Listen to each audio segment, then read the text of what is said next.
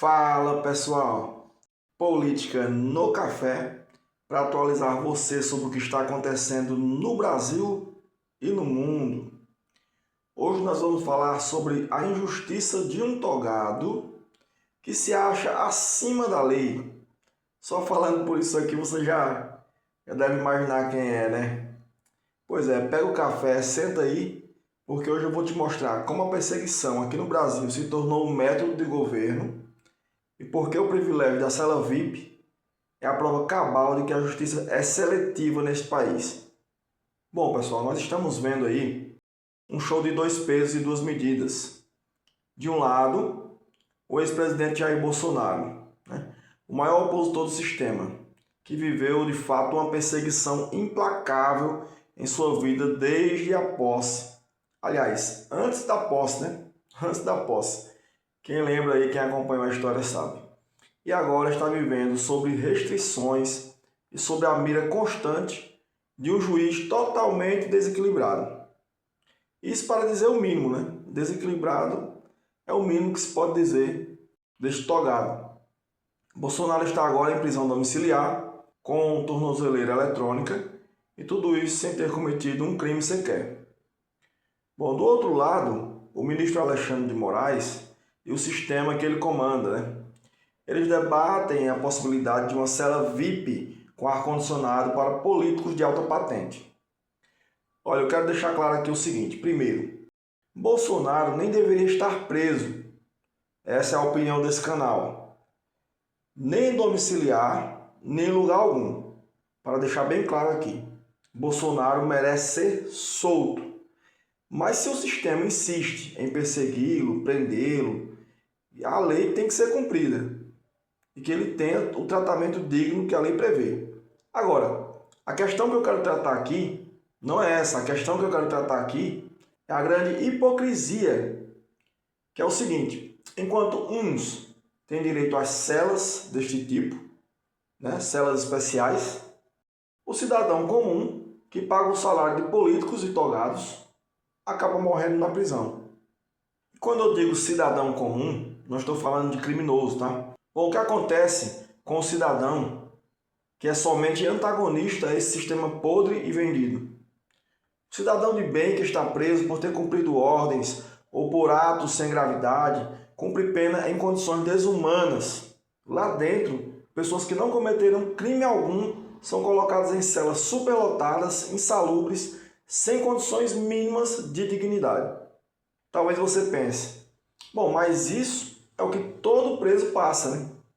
E deveria ser melhor para todos eles, não somente para uns, mas para todos. A diferença, meu amigo, é que um escolheu o caminho errado, e muitas vezes tirando vidas de pessoas inocentes. O outro, só em dizer o que pensa, ou demonstrar que não concorda com essa pouca vergonha que o país se tornou, já é colocado como criminoso do mais alto nível. É o ar-condicionado disponibilizado para a elite contra o abandono para o cidadão que pensa diferente. Já imaginou se todo mundo tivesse armado com batom sempre que fosse a alguma manifestação?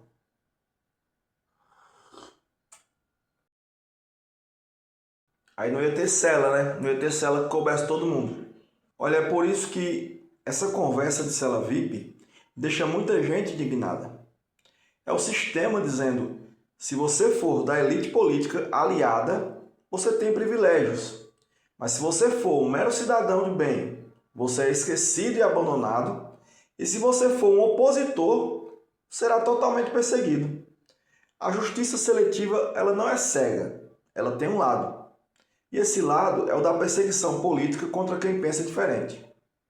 E aí, mas quem é o arquiteto dessa seletividade e perseguição toda? O nome é um só: Ministro Alexandre de Moraes. O tema da cela VIP é só o ponto final de um longo histórico de excessos. A morosidade de Moraes ela não é acidental. Ela pode ser fatal. Tem diferença. O bolsonarista Clériston da Cunha morreu na Papuda. Ele havia sido preso por discordar da lambança que virou isso daqui. Ele acabou ficando 80 dias na cadeia. mesmo após o Ministério Público ter dado parecer favorável à soltura dele por questões de saúde. O Ministério Público avaliou, disse que ele realmente deveria ser solto por questão de saúde, e o pedido que o Ministério Público fez, o pedido da soltura, ele ficou na mesa do ministro Alexandre de Moraes, que simplesmente ignorou o fato, ignorou o pedido, ignorou o fato dele estar doente, ignorou totalmente. Ficou por 2 meses ignorando o pedido do Ministério Público, o que acabou resultando na morte do Clériston da Cunha. Essa não é uma justiça que busca a verdade, é uma justiça que ignora vidas em nome de uma agenda, isso sim. O contraste é brutal aqui, pessoal, que é agilidade máxima para prender opositores políticos e negligência fatal para soltar o cidadão comum.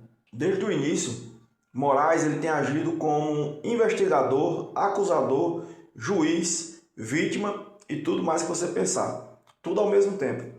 A Constituição foi rasgada diversas vezes para que ele pudesse avançar na sua agenda. Inquéritos monocráticos abertos sem o pedido do Ministério Público, quebra de sigilo, censura de canais e perfis sem o devido processo legal, apreensão de passaportes, restrição de liberdade contra um ex-presidente que está sob prisão domiciliar no momento, que está sob prisão agora no momento, com tornozeleira e tudo, sem prova de crime algum que sustente tal medida extrema. Eu poderia passar o dia inteiro falando aqui. Teve medidas também contra pessoas residentes nos Estados Unidos, teve medida também contra empresas dos Estados Unidos. Eu poderia passar, pessoal, falando aqui das irregularidades que Moraes cometeu o dia todo, porque foram muitas. Isso não é justiça, isso é no mínimo uma justiça política. É o método de um juiz que se transformou em chefe de facção política. Pensa bem, ele está usando o aparato do Estado para perseguir o maior líder da oposição do país. Ele não busca a lei, ele busca o silenciamento. E o que a comunidade internacional pensa dessa ditadura da toga?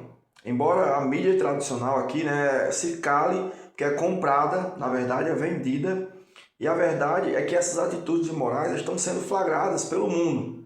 A Casa Branca não fala abertamente, mas o fato é, Moraes é oficialmente notificado e sancionado pelos Estados Unidos. Empresas sérias como a Revista Oeste falam sempre abertamente sobre essa sanção. Ele é tratado como um pária internacional por setores que defendem a liberdade e a soberania. Tá, beleza, ô Política no Café. E aí, o que é que isso prova? Isso prova que o que está acontecendo aqui no Brasil não é um pequeno desvio, pessoal, de conduta ou algo assim. É a subversão das regras democráticas que não passam despercebidas no mundo. Enquanto o governo Lula fica calado, silenciado, conivente com isso daí que está acontecendo e até gostando, apoiando, o Brasil vira palco de um judiciário que está sendo desmoralizado lá fora. A insegurança jurídica que as decisões monocráticas trouxeram foram enormes. Com isso, o país se torna um lugar péssimo para investir e vira, infelizmente, uma nação sem crédito lá fora. Falando nisso tudo, quem sempre paga a conta dessa desmoralização, para variar, é o povo. Para variar, sempre, sempre. Resumindo, o debate da cela VIP é o espelho do Brasil de hoje. O ministro Alexandre de Moraes e a elite do sistema se dão o direito ao luxo e ao ar-condicionado enquanto cidadão de bem e o opositor político são submetidos à insalubridade e à perseguição. A prisão de Bolsonaro sem crime é o aviso mais claro que o sistema poderia dar. O judiciário se tornou o braço armado do governo de esquerda para eliminar seus opositores. Eles usam o privilégio como cortina de fumaça para a perseguição. E não se engane, a grande mídia é quase que totalmente comprada para não falar nada sobre isso. O Brasil precisa entender que a luta contra o privilégio e a cela VIP é, na verdade, a luta para salvar a nossa Constituição e a nossa liberdade contra o abuso de poder de um togado que está totalmente sem limites. Bom, pessoal, esse era o assunto que eu queria comentar aqui com vocês hoje. Já tinha um tempo que eu queria trazer isso daqui e infelizmente eu não estava conseguindo trazer. Comente aí embaixo o que é que você acha, o que é que você acha disso tudo, o que é que você acha das decisões monocráticas, né, do Pária Internacional Alexandre de Moraes. Se você concorda, se você discorda, deixe seu comentário aí, seu ponto de vista, a gente vai conversando. Compartilhe esse vídeo para que mais pessoas entendam o que está acontecendo e, se puder, apoie o canal, se inscrevendo e curtindo.